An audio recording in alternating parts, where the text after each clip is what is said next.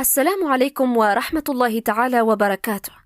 هذا بيان للإمام المهدي ناصر محمد اليماني الذي كتبه في 1 يناير 2021، والبيان بعنوان نذير كبير بالخط الأحمر إلى كل مستكبر على خليفة الله وعبده الإمام المهدي. بسم الله الواحد القهار العزيز الجبار المتكبر الذي بيده ملكوت كل شيء، تصديقا لوعده الحق في محكم القرآن العظيم في قول الله تعالى: قل اللهم مالك الملك تؤتي الملك من تشاء وتنزع الملك ممن تشاء وتعز من تشاء وتذل من تشاء بيدك الخير إنك على كل شيء قدير. صدق الله العظيم. اللهم إنك تعلم أنك اصطفيتني عبدك وخليفتك على العالمين المهدي ناصر محمد. اللهم فافتح بين عبدك وكافة المستكبرين من صناع القرار في العالمين وأوليائهم الذين على شاكلتهم أجمعين، وأنت خير الفاتحين، عاجلا رحمة من لدنك بالمؤمنين الذين لا يشركون بالله شيئا، ووعدك الحق إنك لا تخلف الميعاد.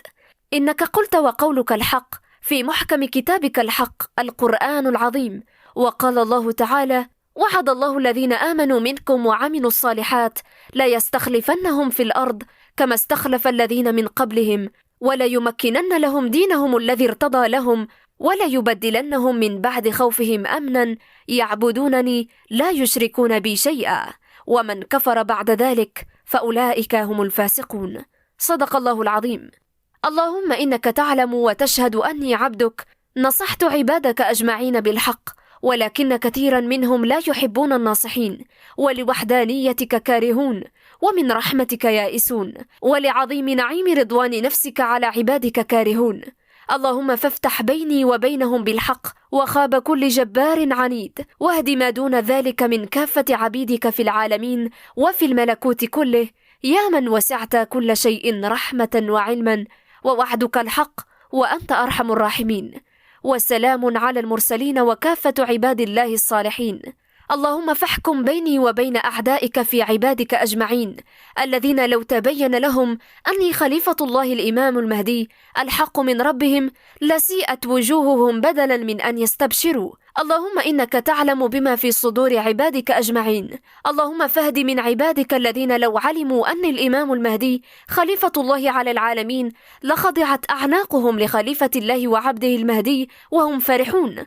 اللهم واهد من خشية عذابك كافة الذين لو علموا الحق من ربهم لاتبعوه وهم لا يستكبرون، من بعد ما تبين لهم أني خليفة الله المهدي ناصر محمد بالقرآن العظيم.